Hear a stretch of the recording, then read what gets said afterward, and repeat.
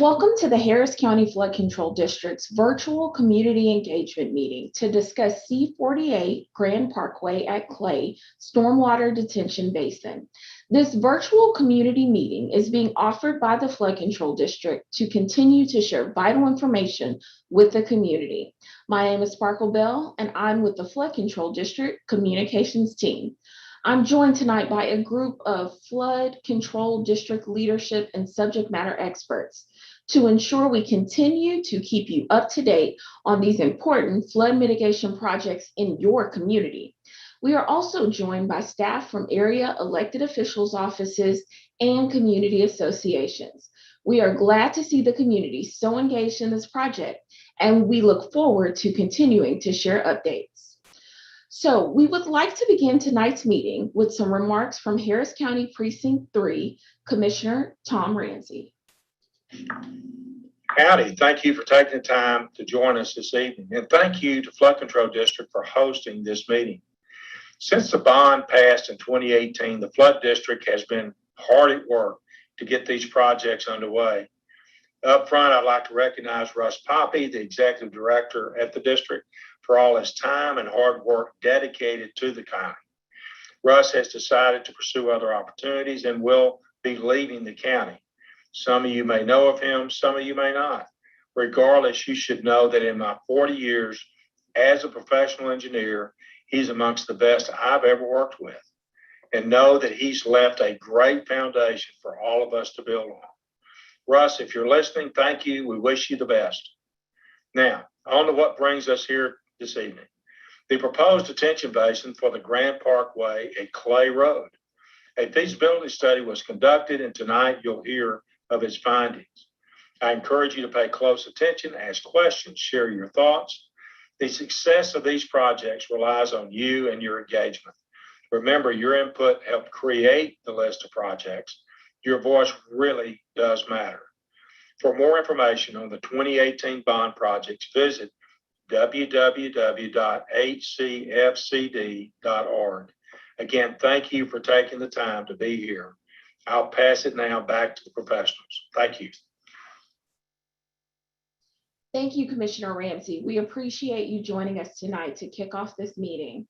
This virtual public meeting will begin with a presentation to share project updates about the Grand Parkway at Clay Stormwater Detention Basin.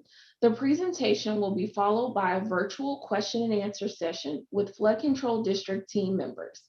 Attendees will be able to submit comments and questions through the website or via phone.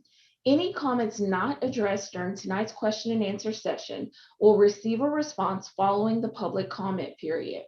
Instructions on how to participate in this virtual open house are included on this slide, on the virtual meeting webpage, and on the Flood Control District's website. I will also share a reminder of these instructions when we reach the Q&A portion of the meeting.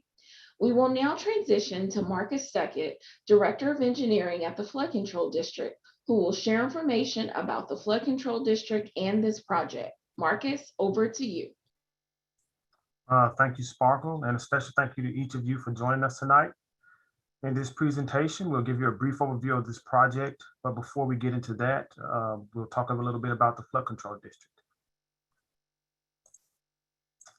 The Harris County Flood Control District, we are a special purpose district created by Texas legislature in 1937, and we were created in response to devastating floods that hit the Houston area in 1929 and 1935.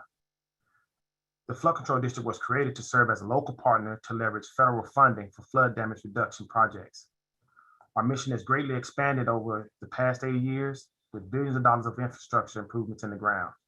And while we are a separate entity from Harris County, the Harris County Commissioners Court serves as our governing body. The mission of the Harris County Flood Control District is to provide flood damage reduction projects that work with appropriate regard for community and natural values. One of the most difficult challenges we face is constructing effective projects that are sensitive to community and natural values in highly urbanized areas. Harris County includes 22 main watersheds totaling approximately 1,800 square miles and more than 2,500 linear miles of channel. 2,500 miles is approximately the distance from New York to California. Each watershed has its own unique characteristics and needs. And tonight, we're in the Addicks Reservoir watershed in Western Harris County. Our area is flood prone, and here are some reasons why. We're prone to extreme rainfall, including tropical storms and hurricanes. We have flat, slow draining topography.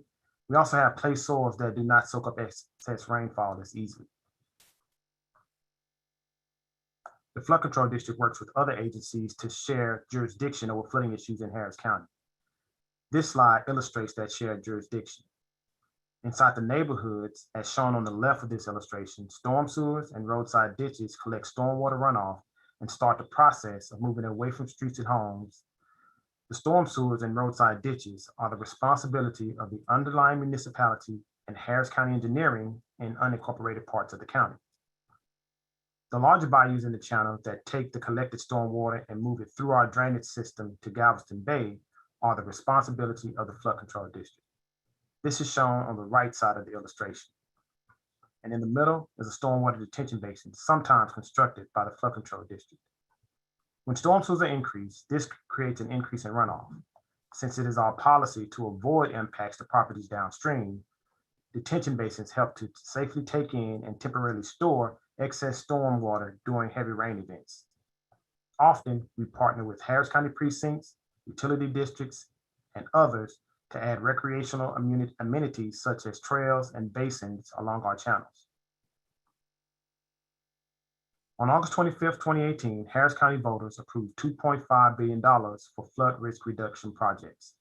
This vote followed a series of meetings across Harris County in each watershed, which resulted in a list of what is now 181 bond projects. 160 of those 181 projects have been initiated so far, including 20 projects in the Addicks Reservoir watershed. A total of more than $1.2 billion in partnership funding has been secured so far to stretch the 2018 bond program even farther. The actual timing of each individual project will depend on a variety of factors, including environmental permitting, right-of-way acquisition, and utility relocation in some cases. Also, it depends on the particular grant requirements. That said, project lists and projected schedules are updated regularly on the website. While the bond was for $2.5 billion, the full cost of every project in the bond table is almost $5 billion. So we made it clear from the outset that we would need funding partners to fully construct the projects in the bond program. As I've mentioned, we've had some success so far, securing more than $680 million in partner funds. And this graphic illustrates the many sources of partnerships, including federal, state, and local funding that the Flood Control District is working to secure for Harris County. Each agency has its own definition of eligible projects and its own requirements for local match funding. So the Flood Control District works diligently to match projects to the right partnership opportunities. We will now move into the part of the program that is specifically about the Addicks Reservoir watershed and C-48 Grand Parkway at Clay Stormwater Detention Basin. First, I'd like to provide a little bit of background on the area along South Mady Creek and the project we're discussing tonight. South Mady Creek begins at Logan Bar Road, just south of Paul D. Rushing Park, and ends southeast at its confluence with Langham Creek and Bear Creek inside Addicks Reservoir. The project study area is bordered by Peak Road on the west, Lakes of Bridgewater on the east, Clay Road on the south, and Stockdick School Road on the north. We completed a feasibility study in 2017, which identified a stormwater detention basin as one of the recommendations for the South Mady Creek subwatershed. Due to environmental constraints, the opportunity to acquire adjacent right-of-way storage improvements proved to be the most feasible option for flood mitigation as opposed to channel modification. We will discuss the purpose and benefit of a stormwater detention basin later in this presentation. The Flood Control District plans to construct a network of stormwater detention basins in this area that will provide additional stormwater storage capacity in the region. The long-term goal is to increase the capacity and alleviate flooding in this segment of South Mady Creek. Before we get into the details of the preliminary engineering report, also referred to as a PR, I want to spend a few minutes covering some of the terms we will be using. Throughout this presentation, we'll be using terms like the 10-year and 100-year storm events. So let's discuss what those terms mean. Using the 100-year storm event as an example, the 100-year event is a rainfall event that has a 1% chance of occurring in any given year. That doesn't mean that if we have a 1% annual chance event today, that it will be another 100 years before it occurs again. Rather, it means that in any given year, we have a 1% chance of a 100-year storm event occurring. Storm events are simply a measure of expected probability to a specific rainfall event based on available historical data. Flood control district projects usually follow a predictable set of stages. This process is referred to as the project life cycle. For this project, we are at the preliminary engineering stage. The 2018 bond program has allocated $9.4 million in local funds for this project for property, preliminary engineering, design, and construction efforts. Over the past year, the Flood Control District has completed various preliminary engineering tasks, including hydrology and hydraulics, or H&H modeling and analysis, topographic surveying, environmental assessments, geotechnical engineering, subsurface utility engineering. A draft preliminary engineering report has been completed, and the final report will be completed this summer. Once the PER is final, it will be sent to Harris County Commissioners Court for approval, and we'll begin the next stage in the life cycle, which is design. Upon completion, we can move into construction. We will continue to update the public as this project moves forward, and we encourage the community to sign up for project update emails at www.hcfcd.org/C48. There are two things that we can do with stormwater to help reduce the risk of flooding in a given area.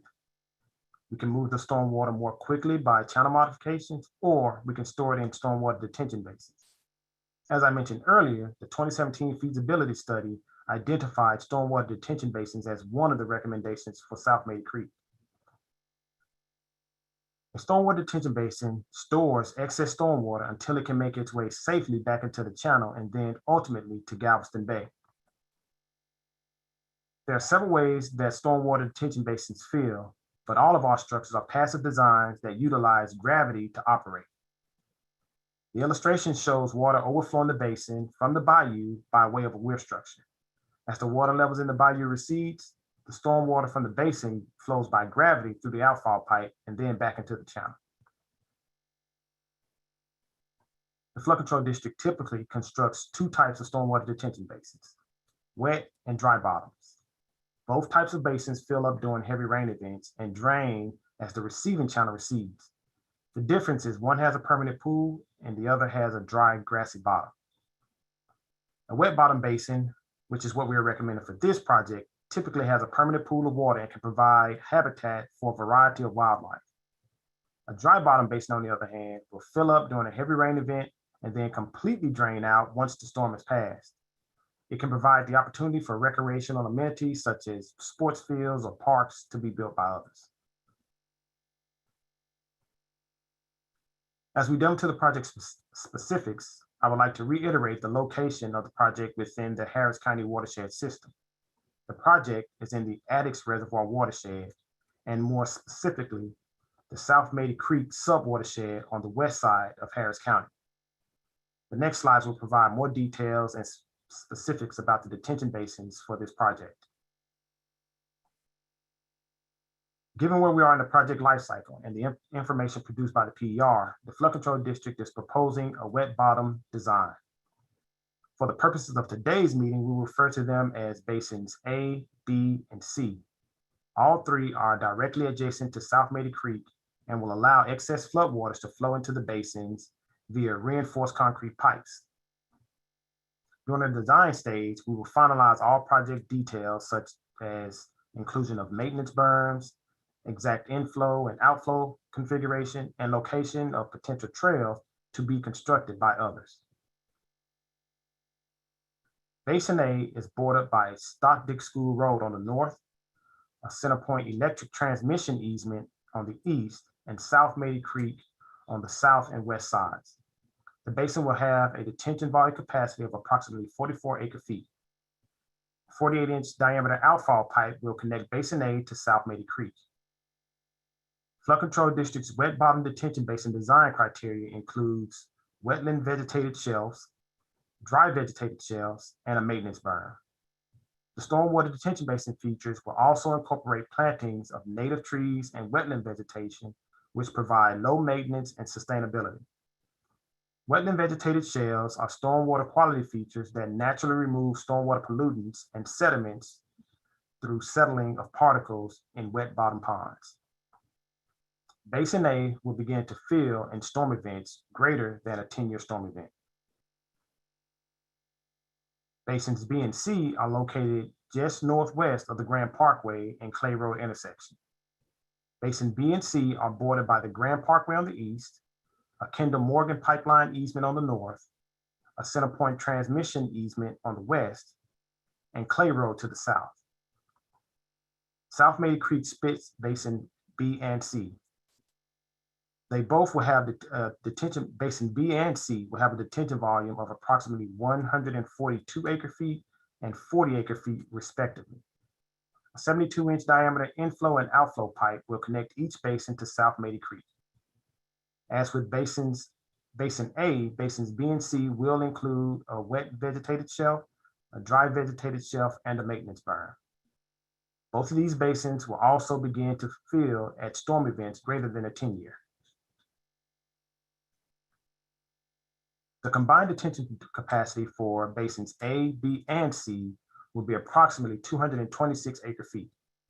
To give you an idea of how much 220 acre-feet of storage is, the standard football field is just about 1 acre in size. Now think of that field covered with 1 foot of standing water. That volume is 1 acre-foot. 1 acre-foot is equivalent to 326,000 gallons of water. Therefore, we expect approximately 74 million gallons of stormwater storage, or about 226 football fields. During a 100-year storm event, the combined storage for basins A, B, and C result in a reduction in area of inundation of approximately 40 acre-feet and will provide flood reduction benefit to approximately 70 structures and provide flood relief to area roadways. Now let's take a look at the outlook for this project and our next steps. By the end of 2021, we will have finalized the preliminary engineering report and will then move into the final design stage. At this preliminary stage, it is estimated that the project will cost approximately $12 million to build. During the final stage of design, the Flood Control District will continue to seek additional funding to support any additional property acquisition and construction costs. We anticipate construction starting in late 2022. We encourage you to visit our project website for updates and to sign up to receive project update emails from us. We will now turn the conversation back over to Sparkle for the Q&A session. Thanks, Marcus. Before we move into the Q&A, I want to share a quick reminder that we'd love to hear from you on this and other projects moving forward across the county. To learn more about this project, ask questions, or to sign up for our mailing list, please visit hcfcd.org/C48. As a reminder, there are 3 ways to submit a comment about this project during tonight's session. You can submit a comment on this site in the box near the presentation live stream. You can submit a comment on the Flood Control District's website at hcfcd.org/C48, or you can submit a comment via phone at 855-925-2801 using the meeting code 2287. If you're joining us via phone tonight, please press *6 to leave a message. Additionally, I'd like to reiterate that any questions not addressed during tonight's Q&A session will receive a response from the Flood Control District following the public comment period. And for this particular project, it runs through July 9th. Information from this meeting and a recording of the live stream will be available on the Flood Control District's website and YouTube channel. Joining Marcus for our question and answer session tonight is Capital Projects Department Manager South, Jonathan St. Romain. And with that, we'll dive into your questions. All right, Marcus, the first question is for you. Why did the Flood Control District choose to move forward with a stormwater detention as opposed to channel improvements? When we started this project, we started off with a feasibility study in 2017. And from that study, it identified detention basins as one of those recommendations to reduce flood damage along South Mady Creek due to some environmental constraints. And we had the opportunity to acquire some right-of-way storage improvements proved to be the most feasible solution for flood mitigation as opposed to channel modifications. All right, thank you. Jonathan, would you take this next question? It is, what is the acquisition status for the tracts that encompass basins A, B, and C? So property acquisition for basins A, B, and C has been finalized as of fairly recently this spring. And that's very good news because it means that once this PER or preliminary engineering report has been finalized and accepted by Harris County Commissioners Court, we can move straight into the final design stage. So we have acquired the property for basins A, B, and C. All right, thank you. Our next question is for Marcus. What is a stormwater detention basin?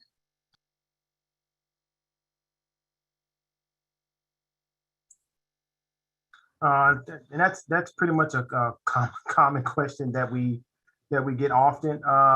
So a stormwater detention basin is basically a pond that takes in water during heavy storm events and allows us to hold that water for some period of time, and typically that's until the receiving stream starts to recede, or in this case, South Mady Creek. There's two types that we typically investigate. There's a wet bottom and a dry bottom. One has a permanent pool elevation and the other one doesn't. So a stormwater detention basin is just one of the tools that we have in the toolbox to be able to create flood damage reduction projects as opposed to channel modifications. Now, there are situations where we do both because we don't want to create impacts, and by making a channel wider and deeper, you tend to send more water downstream, and the detention basin can also be used to pull that extra flow off of the stream and into the basin so that you don't create an impact to property owners downstream. All right, Jonathan, we have a question for you. Has the Flood Control District identified additional tracts for acquisition?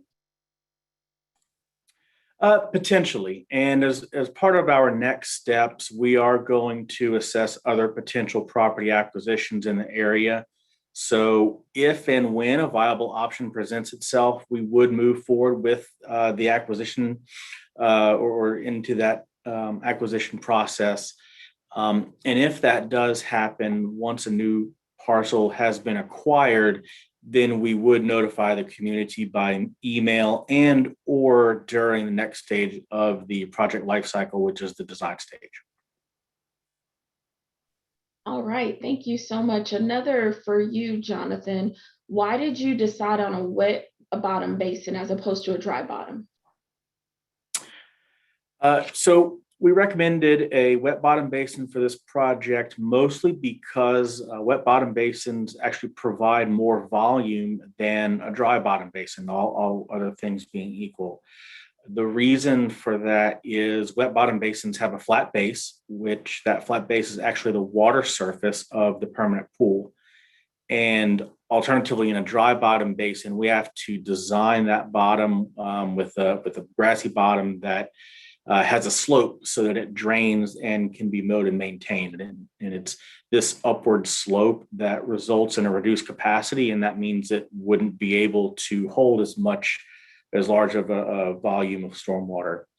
And then there's some other reasons for the wet bottom basin, and Marcus mentioned those back in the presentation because of the aesthetic and water quality advantages that we're able to get when we put in a wet bottom basin, and it has those wet vegetated shelf and the other features associated with it. All right, a follow-up to wet bottom basins. Will the wet bottom basin attract mosquitoes? Marcus, I'll let you take this one. Yes, that's also a common question that we get. So just as a reminder, the wet bottom basin typically has the permanent pool, and that actually provides habitat in a variety of wildlife. And so, as for the mosquitoes, we design our stormwater detention basins so that they naturally discourage the breeding of mosquitoes. Proper design and maintenance of those facilities limits the mosquitoes without need for insecticides or compromising the water quality features that are within the basin. It also provides a natural habitat for insects and other things that actually eat mosquito larvae as well as mosquitoes. So things like birds, bats, fish, dragonflies, spiders, and other type of aquatic insects, which make these wetlands their home. So it's not as easy for the mosquitoes to come in and breed and become a mosquito pond.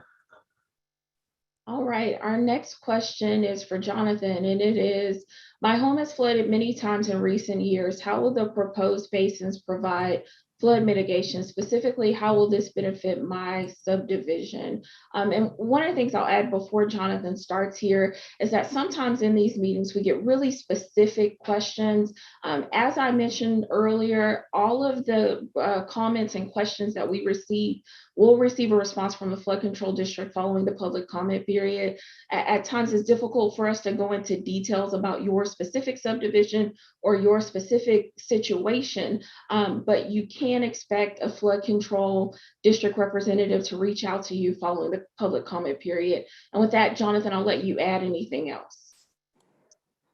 Sure. I'll add that the combined detention capacity or storage volume of basins A, B, and C is 226 acre feet. And if you remember back to our football field analogy, that would be 226 football fields with 1 foot of water on them. There we go, or 74 million gallons of stormwater. And during a large storm event, that 226 acre feet of water would get held up or stored in these detention basins instead of continuing on downstream and potentially exceeding the capacity of South Mady Creek. And then once the storm event is over and the water in the creek recedes, the 226 acre feet of water that's stored in those detention basins, that all gets slowly released back into South Mady Creek. And our modeling tells us that during a 100-year storm event, the combined stormwater storage of basins A, B, and C, the 226 acre feet, results in a reduction of about 40 acres of floodplain area, and also provides for a flood reduction benefit to 70 structures and also relief to nearby area roadways. All right, thank you so much for that. Jonathan, would you also take this next question? Why was this location chosen for the 3 basins? So I think Marcus mentioned our 2017 feasibility study, and that study identified this area along Grand Parkway and near Clay Road as a strong contender and a really good candidate area for building stormwater detention basins. And that's because it has enough space to build large detention basins, and we were able to identify and acquire empty parcels of land that are adjacent to South Mady Creek. And so that's what we've done. And you see here on the map where we were able to locate these parcels for basins A, B, and C. All right, thank you, Marcus. Our next question is a typical one that we get. How will the detention basins be funded?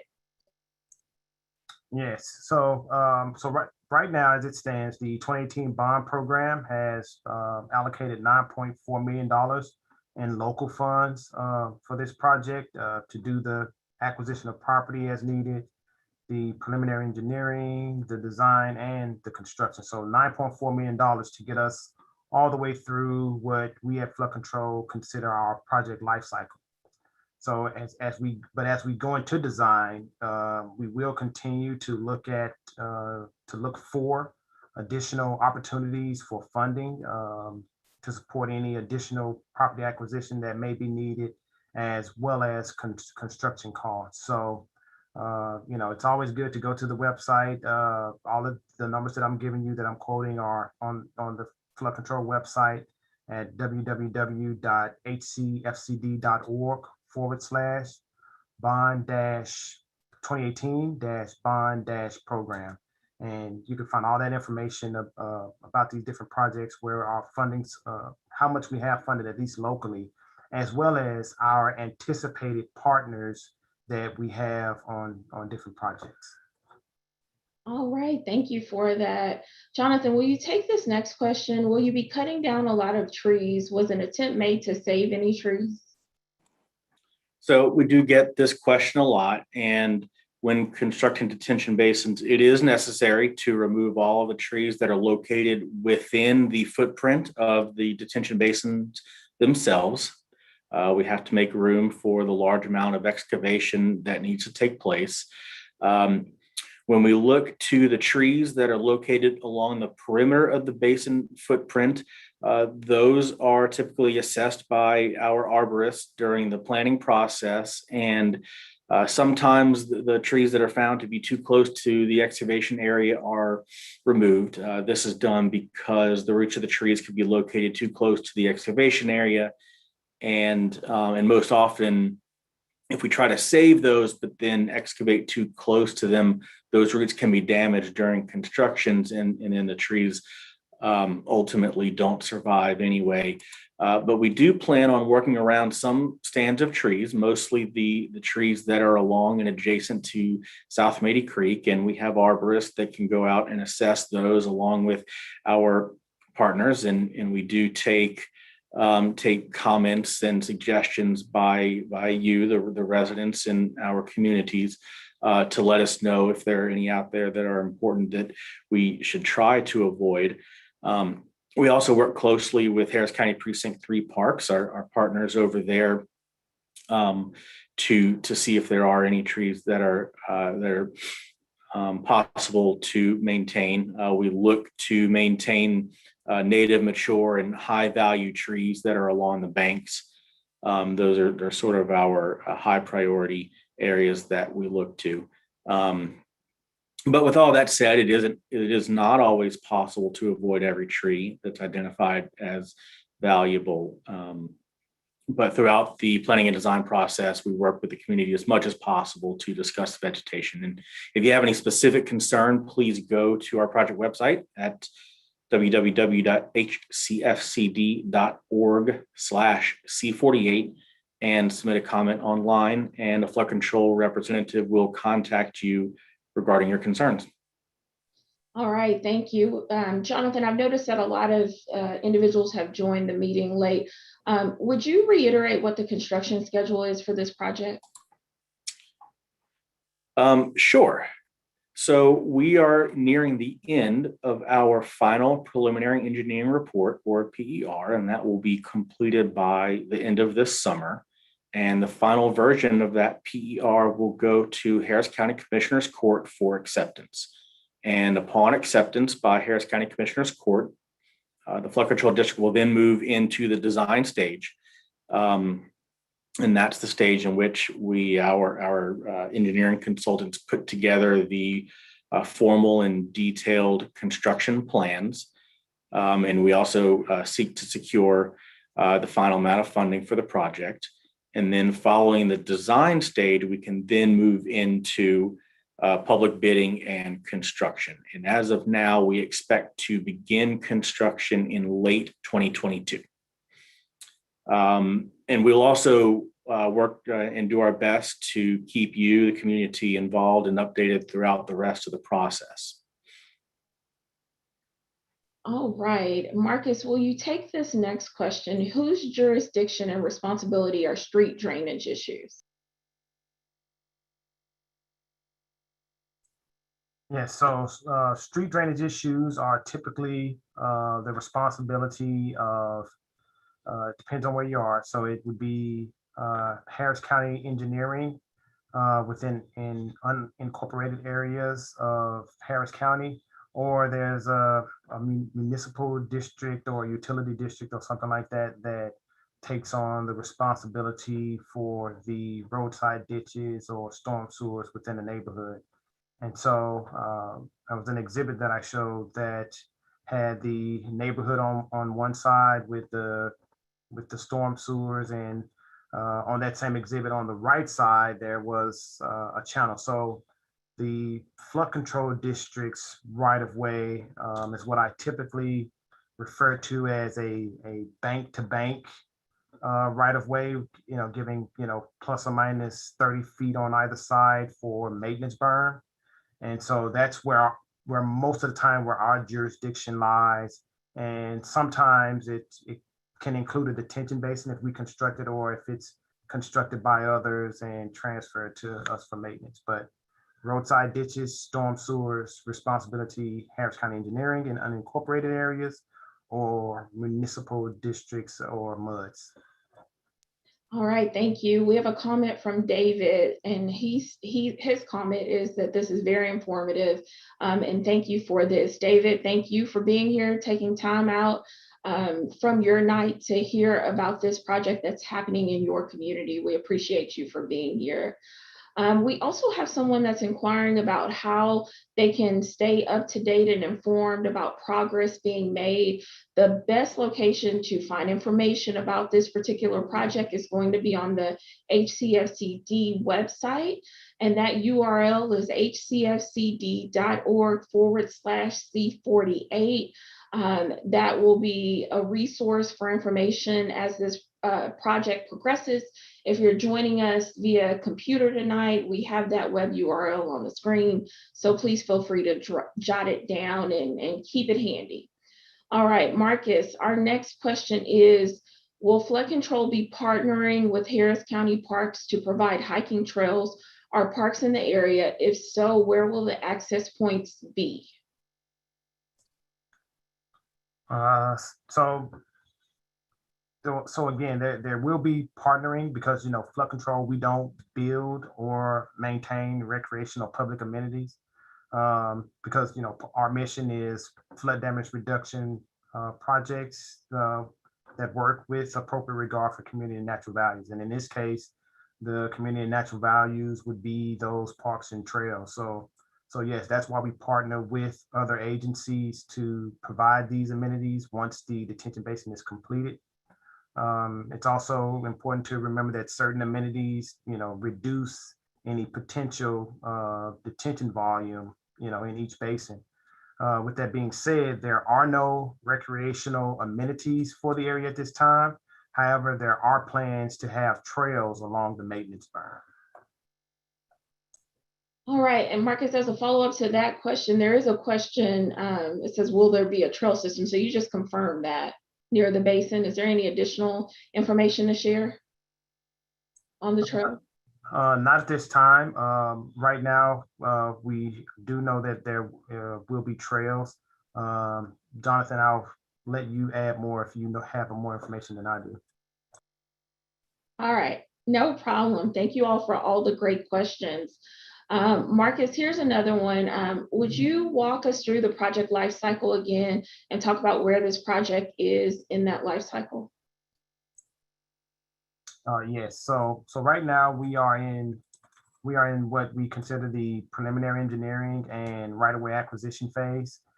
It starts out with the feasibility. So this is where they look at what we would say is about a 30,000 foot level and just determine if it's feasible to do the project and whether or not we get get a good amount of flood damage reduction from the project.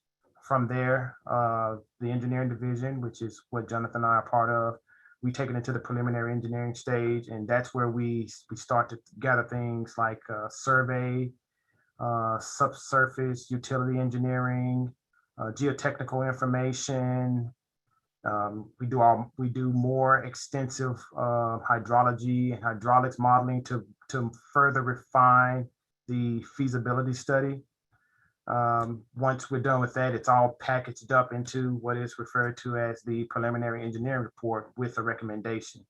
Also during this time, we use that preliminary engineering report and that feasibility study to go out and acquire right-of-way where we can, and if possible. And so after this stage that we're in right now, preliminary engineering, we will move into design, which is where we take the information that was gathered from the preliminary engineering report and start to actually put it on paper, if you will, so that it can be provided to a construction contractor so that they can actually build the project. All right, thank you so much for that. Our next question is for you as well, Marcus. Will the basin allow future development to outfall into it, or will it only alleviate the reservoir? Yeah. So this detention basin is not tied to, and when you say reservoir, I assume you mean Addicks Reservoir. So this basin is not tied to the reservoir at all. This is purely a flood damage reduction project for the purposes of flood damage reduction and not development or anything. So A, B, and C are flood damage reduction, not mitigation for some future development. All right, Jonathan, I think I'll combine these next two questions. One is, will the wet bottom basins be cleaned out and maintained to avoid buildup of sediment, lowering the overage storage volume, overall storage volume? And also, will these detention basins have any maintenance to remove vegetation from the wet part of the basin? Just some comments on maintenance. Sure, yeah, and we do have a maintenance group who does maintain both our wet bottom and dry bottom detention basins, including the side slopes, and they do take care of the necessary maintenance, whether that is of the vegetation, the planting of the vegetation, keeping out invasive species, and also, if and when necessary, the buildup of sediment on the bottom. Now, I will note that if the bottom of these basins does start to build up with sediment, that does not affect the overall volume and storage capacity of the basin, as that static water surface, the water level in the pond maintains where it is, because that is set according to the elevation of our outfall pipe. And so even if we do get a little bit of sediment building up on the bottom of the pond, that won't affect your stormwater storage capacity. But to answer the question about maintenance, yes, we do have maintenance crews and maintenance teams who take care of these basins. All right, Jonathan, one more for you. How much area will be removed from the floodplain by this project? So the combined stormwater storage of basins A, B, and C would result in a reduction of 40 acres of floodplain area, and also provide a flood reduction benefit to 70 structures. All right, Marcus, I think I know your answer to this question, but it is, will a letter of map revision be included as part of this process to save residents money on flood insurance? So the straightforward answer is no. There won't be a letter of map revision for this project. What we typically do, especially with our larger program type projects, that's typically when we do a LOMA for a flood damage reduction project. Right now, I don't know if you're aware, but we're in a process of remapping the entire county using Atlas 14 rainfall and new technology and better data. And it's at that time that you'll start to see a remapping of the entire county. And we plan for those modeling efforts to include some of the more recent projects that we have in the ground at the time that the information is ready to be released to the public for public review. But no longer in the case for this one. And in terms of your insurance, I can't answer the question about reduction in insurance. All right, and this next question is for you as well, Marcus. It's from Kevin. Does Harris County or the Flood Control District require subdivision developers to provide detention as part of the development process? Yes, so detention is a requirement for any development that's within Harris County. There are regulations and guidelines that they have to follow.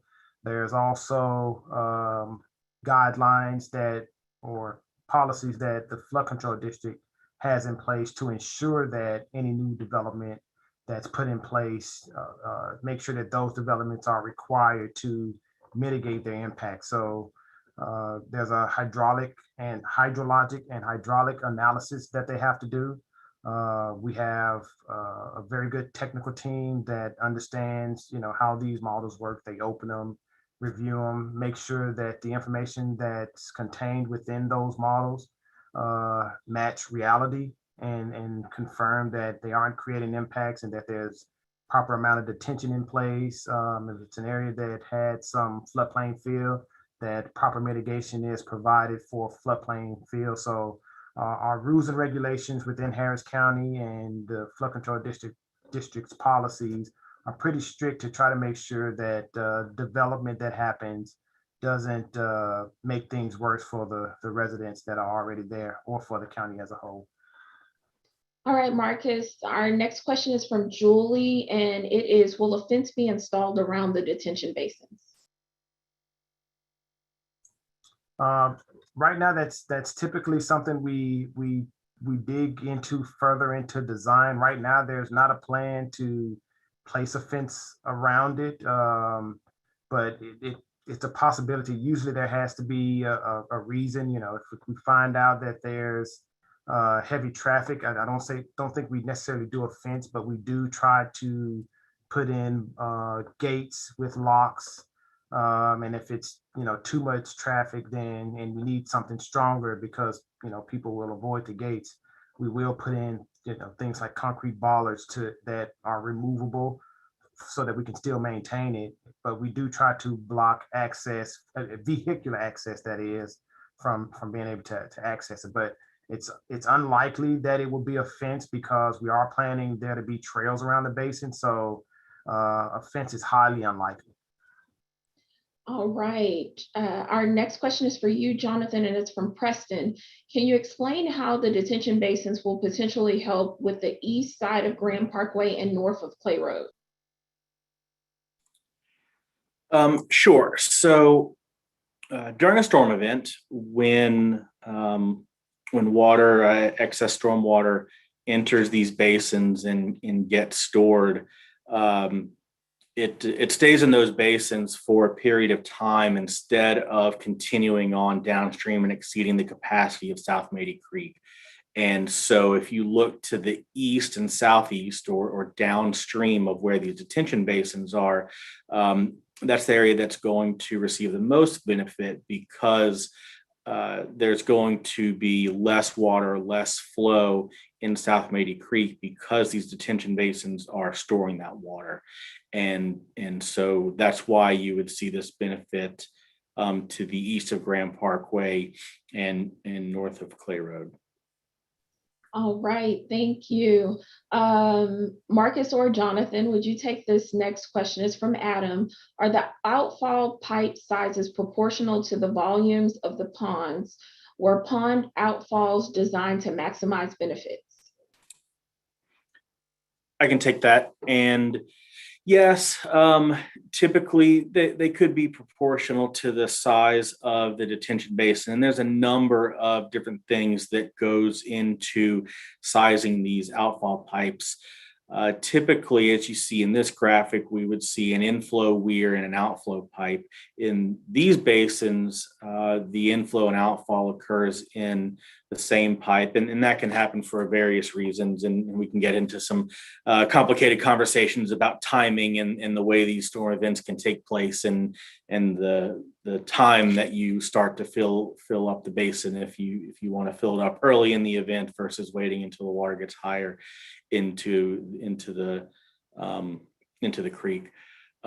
So I think that's a long way of saying yes. The design and sizing and placement of these inflow and outfall structures are thought through and designed.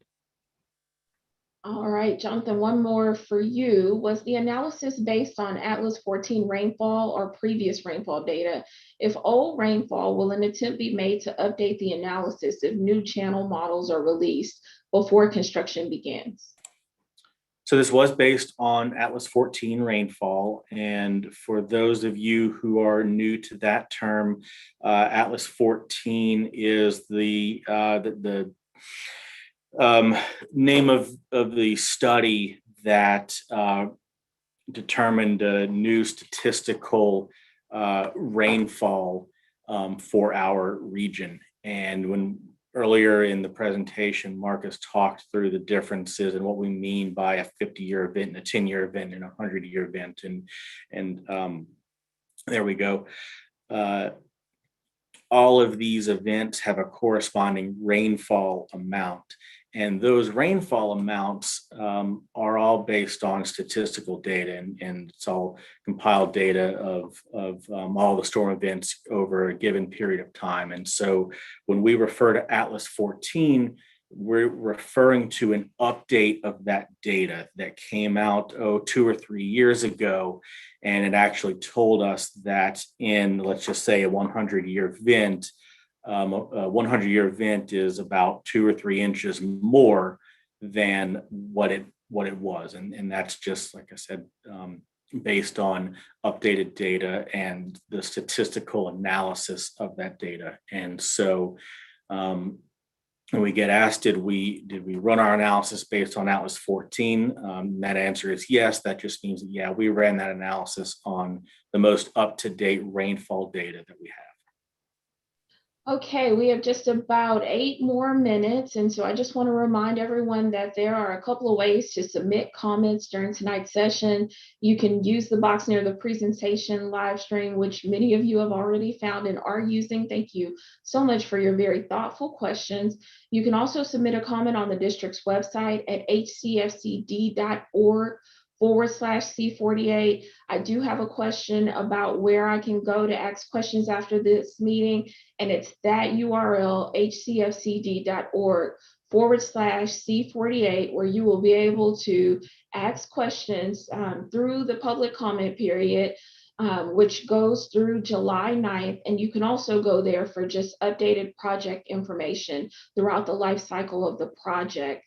I also want to reiterate that information from this meeting and a recording of the live stream will be available on the Flood Control District's website and YouTube channel. I had a question where someone has stated that their neighbor was unable to attend this meeting and they want to send the presentation. The presentation will be loaded to that website. So again, if you have a pen handy, grab it. hcfcd.org/C48 is the vanity URL for this particular project. With that, I'll jump right back into the next question, and it is from AR. Actually, it's a couple of questions. How much more benefit can be achieved with overflow weirs and backflow preventers? How much extra would that cost, and is the cost benefit better or worse?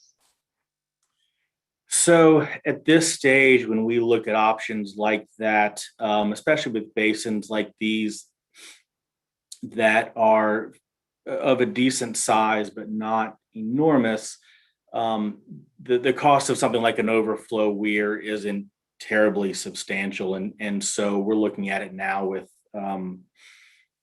at that particular aspect of sizing the inflow without much of an idea of the cost of it. And so I think we can say that at this point, an overflow weir would probably not be any more beneficial. And so that's why our engineers have modeled in the inflow and outfall the way that they are.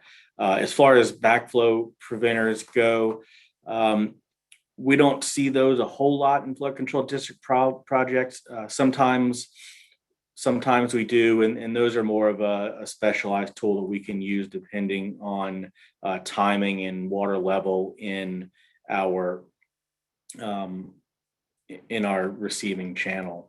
And so on that, if you'd like to talk and get into a little more of these details about the design and how we came up with this and some of the iterations, then we can definitely be in touch and talk offline. All right, thank you so much for that. Marcus, there's a question here as to what is a weir and a backflow preventer. Sometimes we get caught up in our language because we use it in our day-to-day work life, but to the general public, what does that mean? Yeah, so a weir is just typically it's a concrete structure that takes flow from the bayou and pulls it into the basin.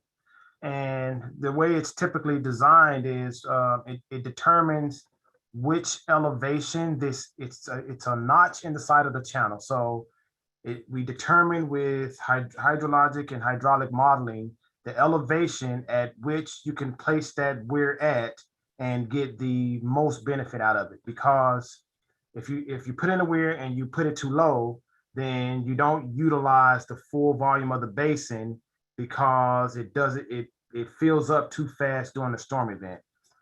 If you put it too high, then of course the water doesn't get into the basin, and you end up with a lot of water in the channel and hardly anything in the basin.